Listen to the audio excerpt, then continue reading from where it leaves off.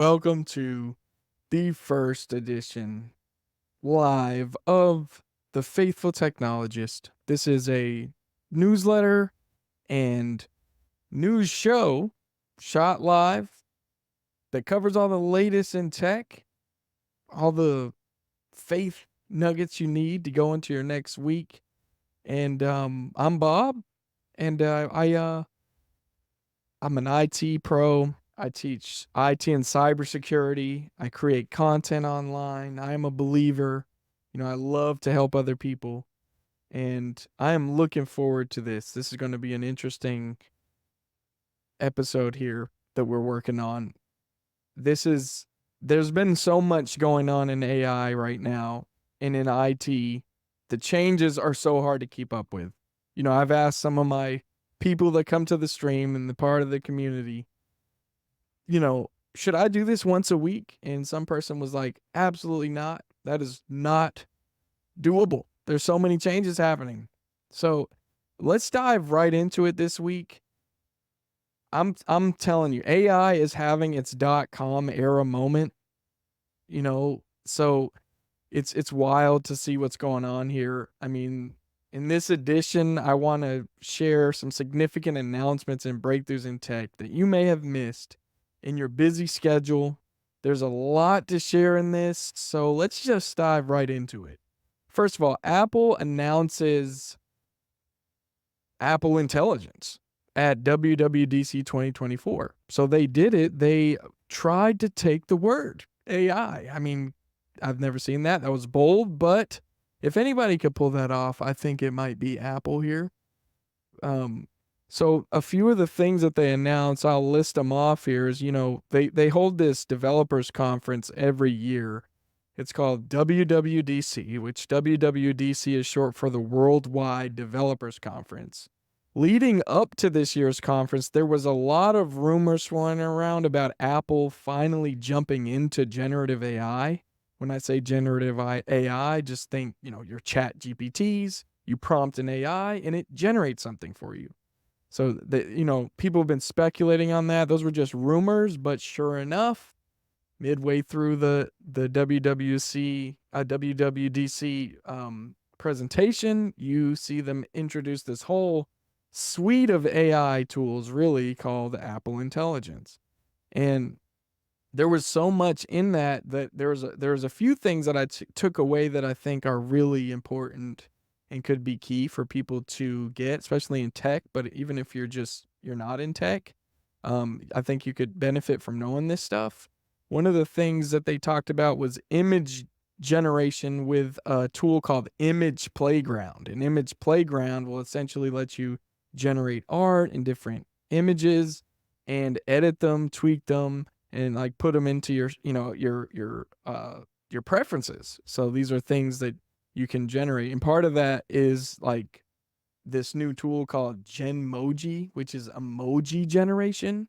Believe it or not, they now have the ability. You will have the ability to generate new emojis and in your text.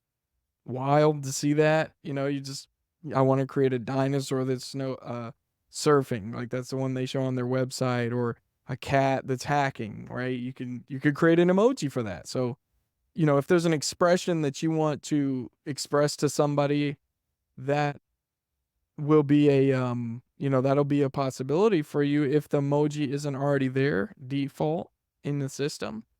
And so another thing they came up with was summarizing key points and actionable items through your email, which we've seen this a bit already with Microsoft 365, where you get these insights from your emails. Let's say you forgot to respond to one. I know Outlook will tell you, hey, you might want to respond to that. You haven't responded in a couple of days, or these are some key takeaways, and you do have to enable that. But that's coming to Apple's environment and the ecosystem. So that's going to be cool. I know they're going to summarize notifications as well, because if your phone's anything like mine and you got a bunch of social media apps, you've got text apps, you've got all this stuff going on your phone, you probably get a lot of notifications. And to have a tool to summarize all them could be kind of cool, especially if it's taking away actionable items or extracting actionable items from that. They finally announced the calculator app on the iPad. I mean, why do we have to wait so long to get this? I don't know. They've been saying for years, people have been joking about it. I know Marquez Brownlee, MKBHD, he even brought it up in an interview once where they addressed it, and the answer Apple gave him was like, "We want to do it right." And I believe they've done it right. As interesting as that sounds, I have never thought I'd be excited about a calculator app, but the calculator app, it essentially it has this new technology built into it called Math Notes that's, generative AI, and it will solve math problems for you. It'll create visualizations. It's incredible. And I'm curious about how this is going to impact how kids learn math. The first time I posted about this on, I think it was LinkedIn, somebody was like, "Oh, the great, like another tool for kids to cheat with." And I don't know if that's the right way to look at it. I think now they have an always on tutor where if you have an iPad, you got the Math Notes app, you could be practicing certain skills. And I know it can solve it right away. And that's going to be a challenge to help people navigate. And we will have to help learners navigate, how do you use this? Because I can say with generative AI myself, I'm trying to develop a stronger skill set in programming, and it's really helping me there, right? I mean, I'm developing tools. I'm writing small video games. I'm creating these helpful, like I created a search engine recently that I use ChatGPT to help me get up and working. I'm not ashamed to say that. I know there's a stigma right now of, hey, you're using AI stuff to make your what, like, you're a noob or whatever. But hey, I mean, I like it. It's awesome. I think it makes programming a more accessible field in terms of like getting to the point where you can actually create working programs. Um, so with math, we'll see. We'll see. I'm not pessimistic about this. I'm optimistic. I'm curious to know what y'all think. Let me know in the chat. Let me know in the comments. So, that Math Notes feature is going to be really cool. I'm looking forward to it. Um, there's going to be a boost in the search capabilities across the Apple ecosystem with this infusion of AI into iOS 18.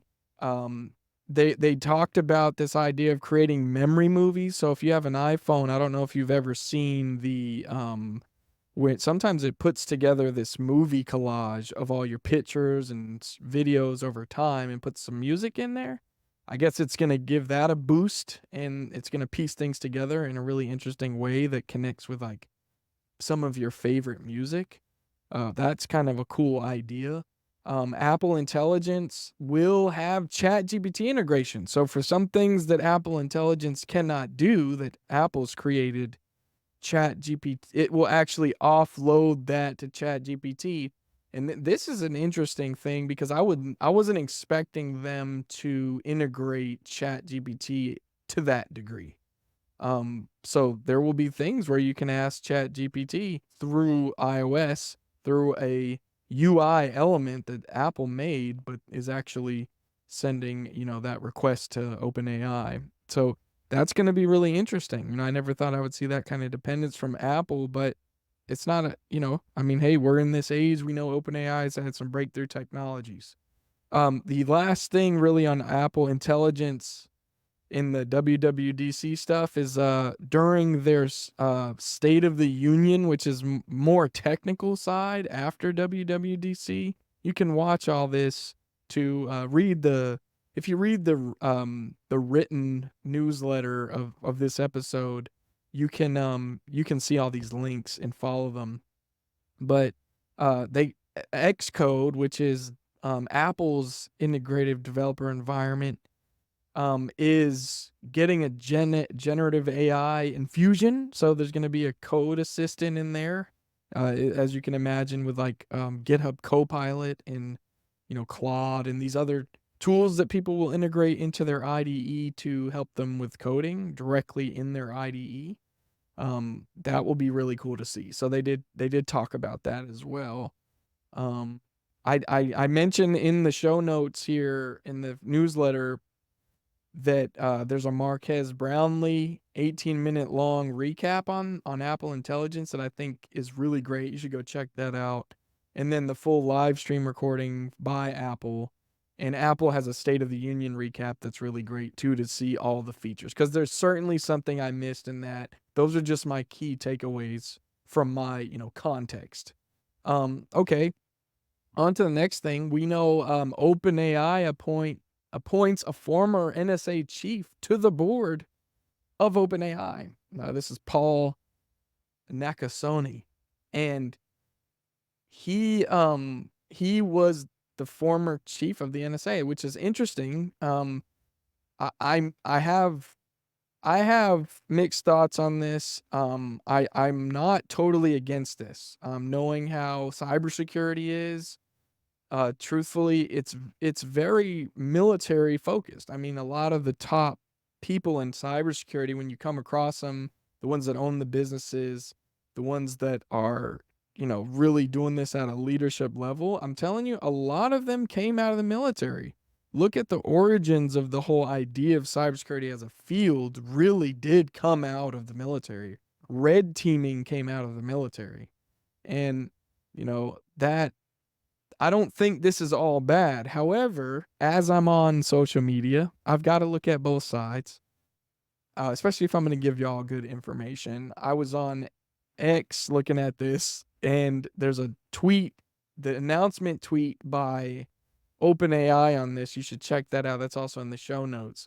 Was, a lot of negativity. I'm going to be honest. I mean, there was a lot of, well, if the NSA gets involved, it's over, right? They're going to be spying on us, surveillance, all this. And I get it. I know, the Snowden leak showed us that there was sort of a mass surveillance program going on, but I don't know. I can't say, because we don't really know what's happening here. And, there is some geopolitical implications here, right? We're not going to be able to keep it away from government and military, right? I mean, so the intervention with tech, the marriage between military, government, and tech, and a big tech, is really close already. I mean, you look at Google, Microsoft, all the big ones, Amazon, they do work with the military, and I don't think you should be totally against doing work with the military.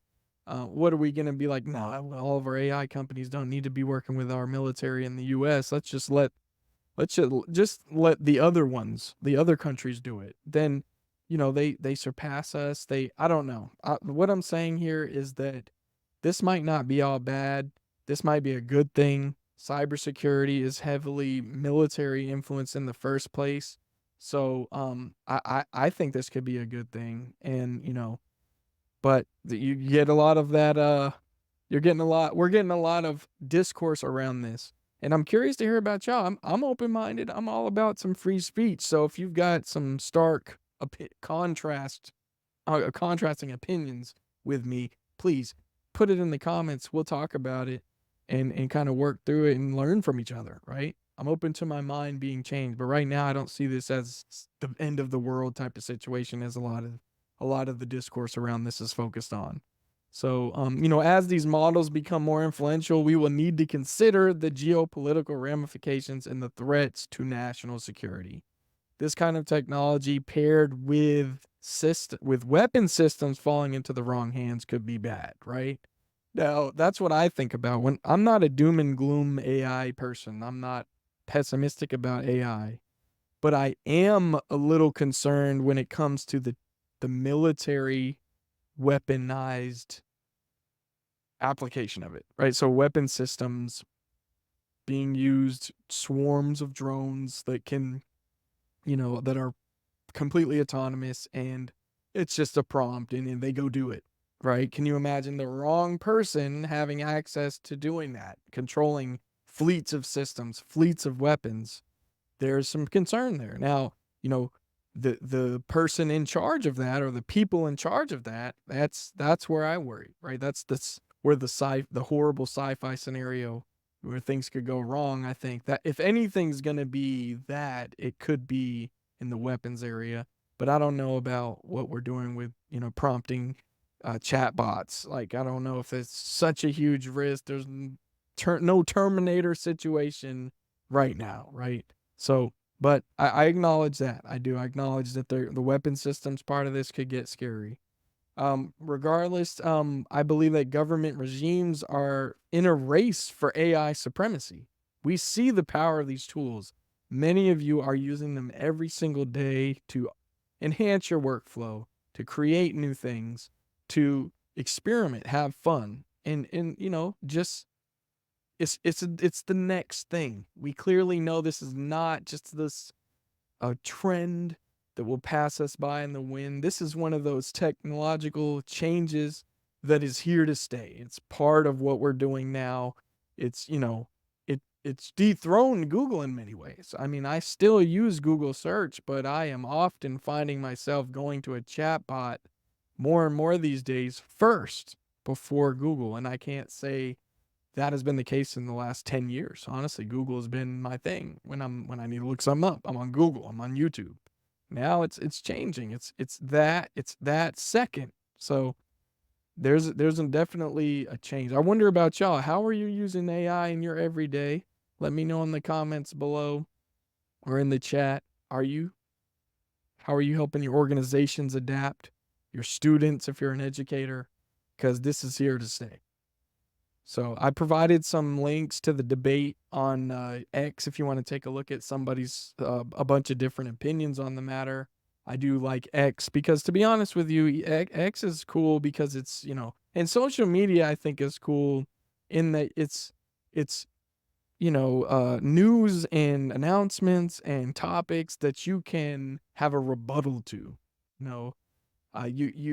That's not the traditional thing, right? I mean, the traditional is you're told what's going on, and it could be a biased view, and trying to shape your opinion based on things. But I think on social media, you have that bias there, but at least you get to choose to respond to it and add to the conversation.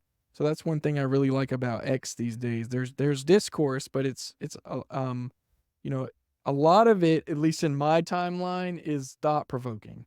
So, I asked a question during the initial development of this episode. I asked to my live stream audience, how do we decide who is most fit to be directing these weapon systems, right? These AI weapon systems. And Jalopy Jones, a friend of mine, he joked. He said, "You don't decide. The AI decides for you." It's a joke, of course. Maybe, I hope. So, please feel free to share your thoughts, right? Okay, more AI news. Former OpenAI researcher releases situational awareness. So Leopold, his last name is German. Leopold is a former, and check the notes, is a former OpenAI researcher and brilliant mind in AI. He wrote a series of essays titled Situational Awareness, the Decade Ahead. And it is fascinating. Read through it. Check it out if you find some time. There's a lot of good stuff in here. And I think I wasn't thinking about the geopolitical ramifications of the AI technology we're seeing until I read this. He talks about the cybersecurity posture and just the overall security posture of some of the top AI labs building artificial general intelligence, which, the AI that can do more better than most humans at most tasks, most economically valuable tasks. And that definition keeps changing based on the AI lab. But he touches on a lot of great topics, and I recommend reading those essays. Those are free. Just go to situational-awareness.ai. And he also has a great YouTube interview. He's done an interview on YouTube. It was like a podcast style conversation. It was like 4 hours long. That is worth a listen. Definitely, if you got a commute, turn it on. I put that link in the show notes as well. Great interview. Definitely interesting pace. It goes quick. It cover a lot, but it covers a lot of what is in the essays in a verbal form. So if you enjoy hearing people talk and have a conversation about a subject, definitely check that out. All right. moving on to Runway. So Runway is a company that's working on video generation models. So AI that can create videos, a video editor that has AI features built into it. And more recently, an AI that lets you prompt it with text and it generates a video based on the text. So, you can see on their website right now, they have examples of AI. And this is something we saw a few months ago when OpenAI announced Sora, which blew our minds. Sam Altman got on X and asked people, "Hey, give me a prompt and I'll prompt it and then share the video." And it was generating these super realistic videos that at the time was like unheard of. And now we got companies like Runway and labs like Runway also coming out with stuff like this. Like this video of this lady on what looks like a train, that is an AI generated video. And what's unique about it is it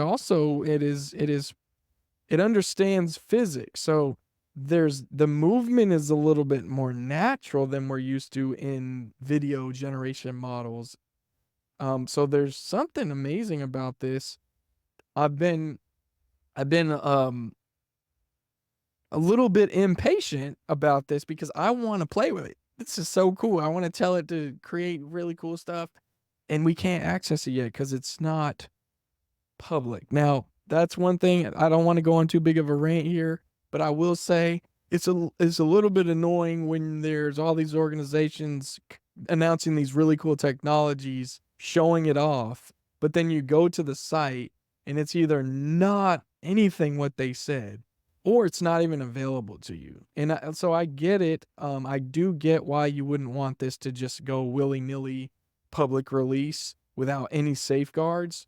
Like with what OpenAI said is OpenAI is not releasing Sora to the public yet because it's going through extensive red teaming. And if you don't know what red teaming is, it is a cybersecurity concept of basically hacking it, trying to get it to do things, bad things in the interest of the public. So, they bring in security researchers and AI researchers to test these models to try to get them, try to get around the safeguards so that the safeguards can be super strong. And I'm sure they have some type of standard baseline of this is strong enough that we will, release this to the public knowing that atrocities will not be created, right? But I will say, having worked in tech at startups that are doing innovative stuff, when you're building something new and you put it out there, you could have as much testing behind the scenes, but the public is going to find something that you missed. And it's crazy how that works, but maybe it's the strength in numbers, the strength of the crowd there. But, so I don't know. I'm not saying you just release models to the public willy-nilly like that and let the public test them. I do think it's responsible to go through some security testing first and red teaming, but let us have it. We see it's here. Part of me thinks and we'll get to this later, but part of me thinks it might be a shortage of compute. Do they have enough compute to, and can they afford the compute to give the world access? And that's the other thing, So that's a whole other conversation. So yeah, this is called Gen 3 Alpha, and there's videos being created. I've also provided links to the posts on X that cover this. All right. So in addition to all this video generation, another lab popped up, another AI lab called Luma. And they've come out with a model themselves called Dream Machine. And the cool thing about Dream Machine right now is that you can actually use it. All right. We need some clapping going on there. I used it a little bit. You can do a few generations for free. And it does a pretty good job. You can see there's some unnatural elements there, but the movements seem pretty realistic and it's really cool. Like one of the videos I've got right here, I'll show y'all, is a cat hacker that works for the NSA. And, there's the cat, right? It's almost like Puss in Boots' cousin. Just learned how to hack, works at the NSA. And it's even doing almost these action shots that you would see in a movie. It looked that part. So the scene with the cat looks incredible. looks very real, but then it shifts to the laptop screen, which is still in the atmosphere of the scene, but what you see on the screen is like, you know, not legible. But that was the only part of that video that was really like, this is unnatural AI type of thing. It looks great. That's fantastic. So you can go play with that now. I'll show you another one I created is riding dirt bikes on Mars as a spaceship lands in the distance. It generated that in probably under 3 minutes, I would say. I also made a fighter jet chasing an alien spaceship. The alien spaceship seems to morph, right? Because he's chasing it and then it morphs and lands behind him and does something crazy. But that looks cool. I think you all out there having a great imagination, please share your generations. Try this, share them. You do have to, right now, you have to download them to share them. But wherever you're at watching this, comment below a link to it. If you're on X, tweet it or post it. And, it's really cool. I'm looking forward to seeing what people come up with these video generation models. So, this is amazing. Never thought I would ever say this. And this is how we know we are living in the future, people. The first ever brain-controlled live stream. So Nolan Arbaugh, I don't know if y'all have heard of him. He is famous now.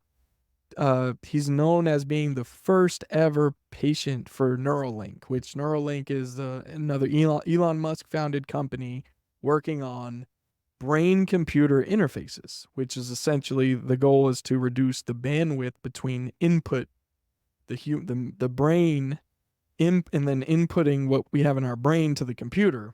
What if you could just skip the keyboard and mouse? What if you could skip using your hands? What if you could use your brain?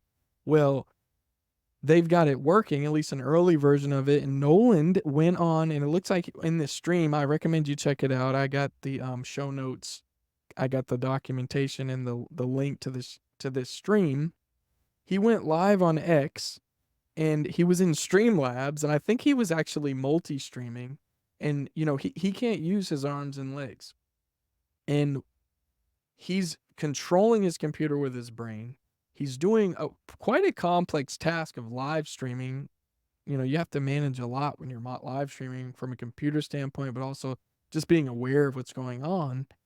And he's just controlling it just fine. And you see him playing games. You see him doing all kinds of awesome stuff that anybody could do.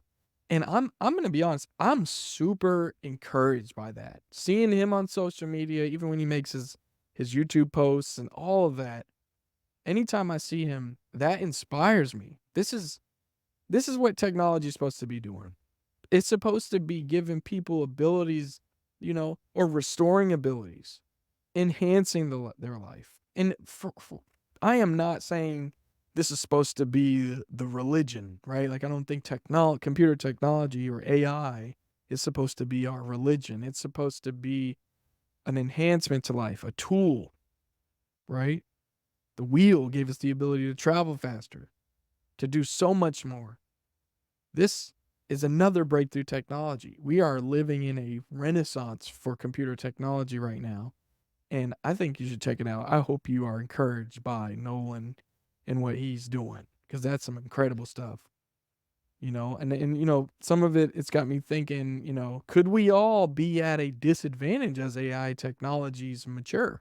Because we talk about these kind of technologies that give people who aren't able to use their hands and legs an ability to, do things that we can do easier. So now they can do it with their brain. Will the technology with AI get so good that some of these jobs just don't make sense to have a person in anymore? And in those cases, does that put us at a disadvantage? I don't know. And how do we respond to that? It makes me think about it a little bit when I think about Neuralink. I'm a little old-fashioned in this, and I don't know that I would rush right out to the surgery room to get an implant of a brain-computer interface right now. But I do think it's interesting technology. I pretty much draw the line personally at wearing it. I think I'll wear it like a smartwatch or some smart glasses. I'm really looking forward to some smart glasses, but I am not comfortable putting technology inside of my body. Now, if I was in a situation where I couldn't use my arms and legs, I would probably be much more likely to want that and need that, right? And I think that's something great. But we may get to the Cyberpunk 2077 stuff if you're a gamer. You might see Cyberpunk 2077 in 2024 or 2025. This episode was shot in 2024. Because this is crazy. This is what you see, kind of the type of stuff you see in that game. People getting implants that give them more abilities. Crazy. Could it possibly restore senses and functions that people have lost? If someone was born without the ability to see, will the technology be able to activate that part of their brain? Will it one day be able to activate the part of their brain that allows them to control their legs? We don't know. This is kind of the dream of it. How amazing would that be? So, another one. Anthropic drops a new large language model, Claude 3.5, Sonnet. I actually used it in the development of this episode, and I asked Claude 3.5 Sonnet, do you remember the context of conversations? And it told me it didn't. However, some of the great things I did notice is it's very fast. It's pretty good at writing software, just like ChatGPT is. And if you look, according to Anthropic, it's really good at it's really better than GPT-4o, which is the newest thing we have available to us from OpenAI. It's better in a lot of different ways. Graduate level reasoning, undergraduate level knowledge, it's right on par. Code, it's supposedly 2% better than. Multilingual math, reasoning over text. You can see the same research on their blog. I've linked that in the show notes as well. In my testing, I didn't test in all these areas, and I don't know exactly what tests they run in their benchmarks. So all I did really, and I'll use them both over the next couple weeks as I'm looking forward to playing with them.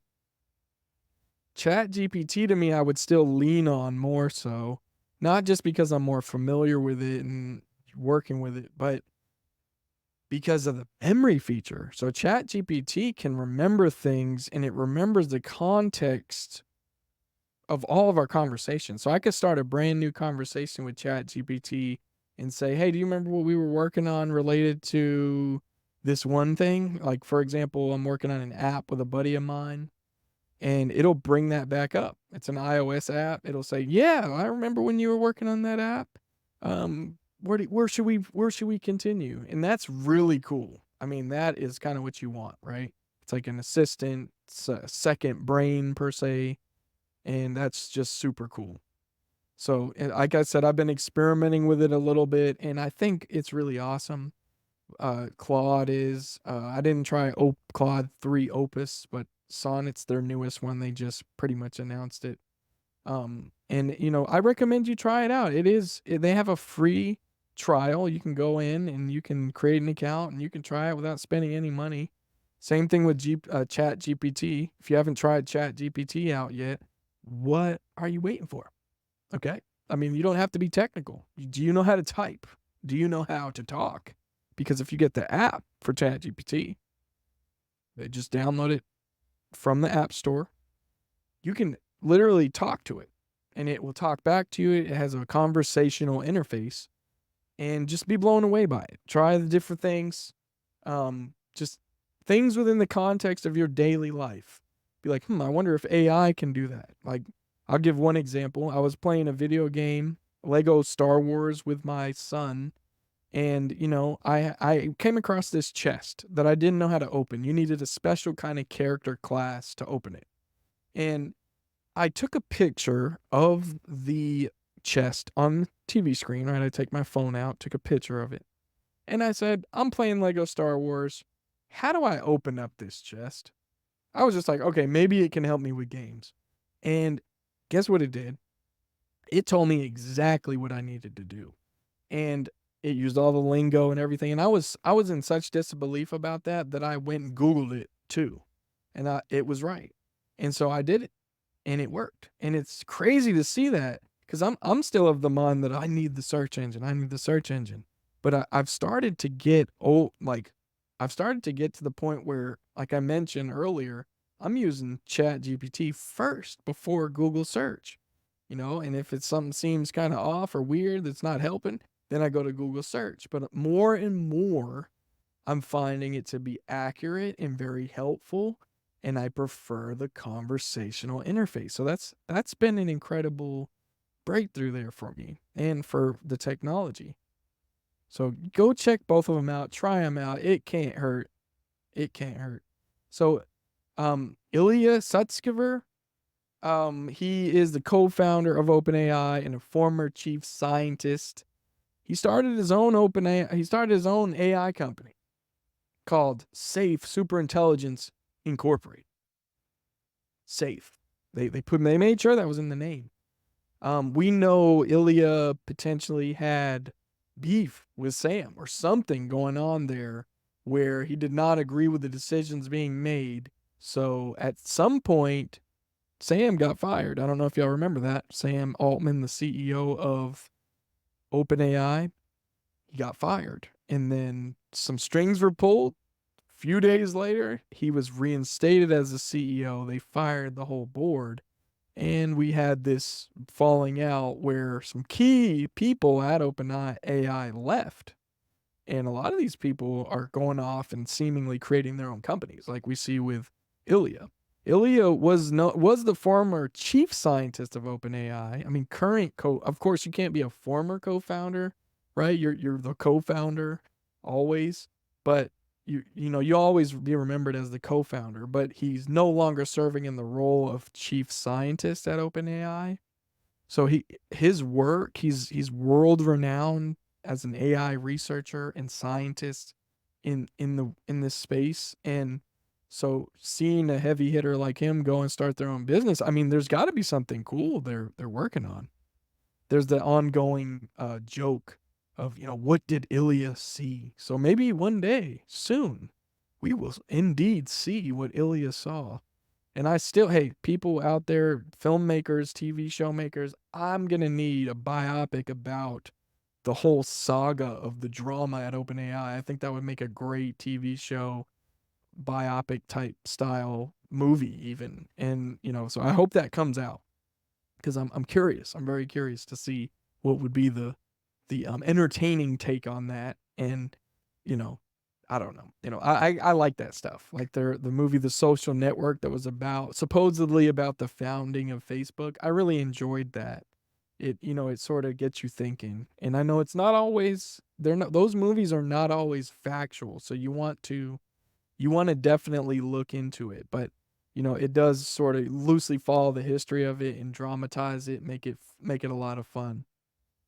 Okay, so NVIDIA, let me pull that up, becomes the world's most valuable company. So NVIDIA has surpassed Microsoft as becoming the most valuable company in the world. It's now worth supposedly 3.3 trillion, not billion, not million, not billion, but trillion. That's a lot of money right there. I can't fathom that amount. And why though? There might be some people, they see it in the news, they see the name, they see the ticker. You're an investor, you do this, you're looking at retirement. You're like, who is NVIDIA? What in the world? What? You probably heard, but here's the thing, right? NVIDIA has been making GPUs for years. And for many years, they were known as the company that you bought GPUs for so that you could play games and have good graphics. That was for years what they were known for. But it so happened to be that GPUs made for really good AI hardware to train AI models on, to do complex mathematical operations fast, and much more for computer vision, for computers to see, powerful GPUs are needed. So what do the following of these things have in common? AI chatbots, AI art generators, AI video generators, humanoid robots, self-driving cars, game consoles, and PCs. What do those have in common? They all need powerful compute, and NVIDIA is the top provider these days. There's a mad rush for NVIDIA's popular H100 GPU. If you Google NVIDIA H100 GPU and you want to put it in your gaming rig, you're going to say, wow, I can't. Usually, you're probably going to say, wow, I can't afford that, because these H100s are going for like $29,000 a pop, right? And this is in June 2024. That's a lot of money right there. But there's this huge rush in the high tech industry to get these compute clusters built up so they can train these models. So like I showed you the video generators, so they can be able to handle the onslaught of requests getting ready to come to generate videos, to generate maybe even game engines, objects in a game engine. We're going to see that, I believe. World models is this kind of concept of it can generate this thing considering many of the different factors in the world, including the physics systems. So there's some very interesting things going on with NVIDIA and the demand there, right? Self-driving cars needed, all kinds of things. So at $29,000 a pop, and you got these big companies buying up thousands.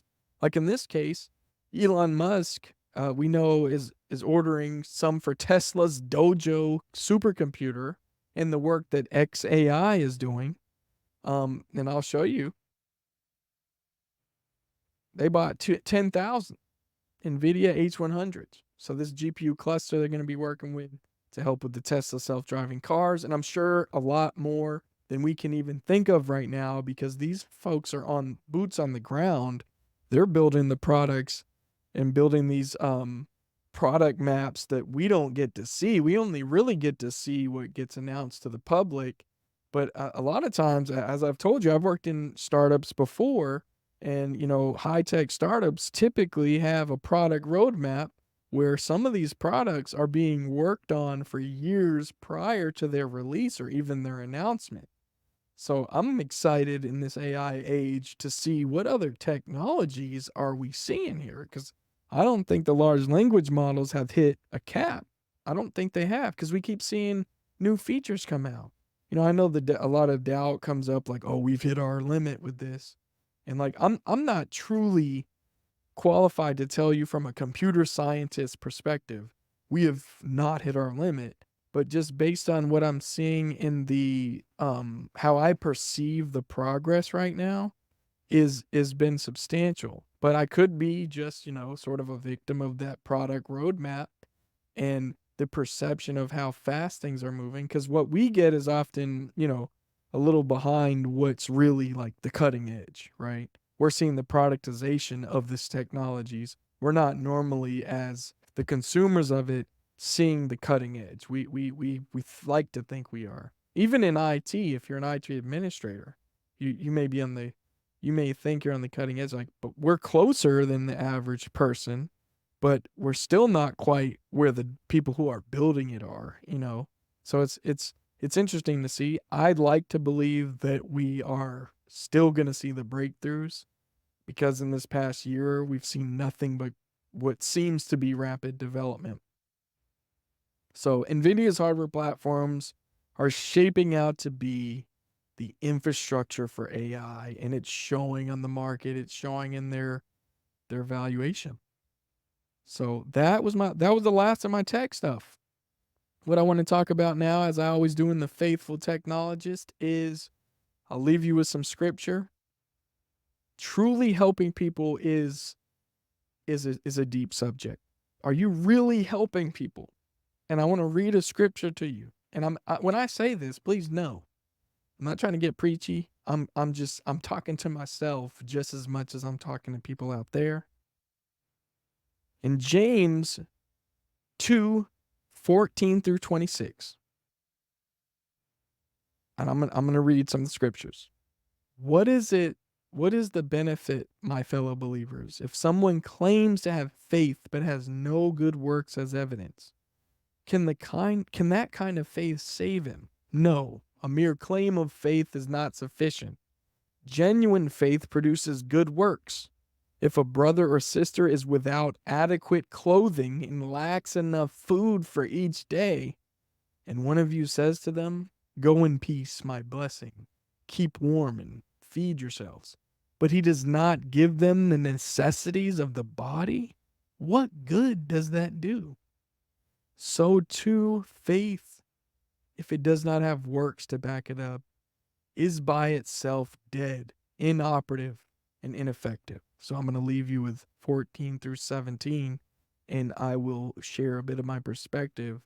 This is currently my favorite scripture. It is common to hear someone struggles and tell them, "I'm going to pray for you." This is awesome. I believe intercessory prayer and really truly going to the God about the situation. Lord, help them. Help them with their lack of food. Help them with their lack of clothes. Lord, help them. We know God is powerful, but I think we can't stop there. That's only the halfway point. If someone has been introduced into our life that we know we're called to help, we actually have to do more than just pray for them. How do we really help them? What can we do more? And this has been living with me in my head rent free lately. I've been thinking about it. I can do more than pray for people. I can help them. And the scripture says that, that's what I need to do. I need to go beyond. Because look, it says, but he does not give them the necessities for the body. What good does that do? So what good would it do for me to just say, I'm praying for you, but I don't actually try to help you? So what would be the purpose of me praying? The purpose of me praying for you would be to help with the situation. So if God gave me a discernment or a revelation about a situation, and I need to help and step in some way, the way that I've been called to, the way I've been equipped to, then I need to go do that. Or it may be the case that I need to go ahead and connect them with the right resource that can help them deal with that addiction, or help them deal with something that I am not myself in my journey equipped for, but maybe as a part of what I'm called to do to help other people and be a blessing to other people and love thy neighbor. Maybe I can find somebody that can help them. So I'll leave you with that. So that it really resonates with me because it's about putting that faith into action, doing more than saying and going beyond praying. It's a philosophy that can apply to so many areas in life. How can we meet someone's needs and truly be a blessing in their life? That's a great question going into the next season. For me, I'll just provide an example of what I think I need to do, what I know I need to do in this season of my life. I'm supposed to be providing life-changing education that leads to opportunities for people, real opportunities beyond just teaching them. Can I help them see the way? Can I help them see a path? And it doesn't have to go through me, but if I get to play a part in their journey, what can I do? Am I doing everything in my power, everything I know how to do to help that person? So moving forward, I'm committing to doing all I can to be a blessing to those I am called to help. If there is any way I can help you, please feel free to reach out. Know that if I myself need help, which I often do, I will most certainly be asking help of you as well. So I'm sure some of you out there, if you know me, I've asked you for help. And I'm going to be unashamed about that because I'm not perfect. God bless you all. And until next time, keep learning.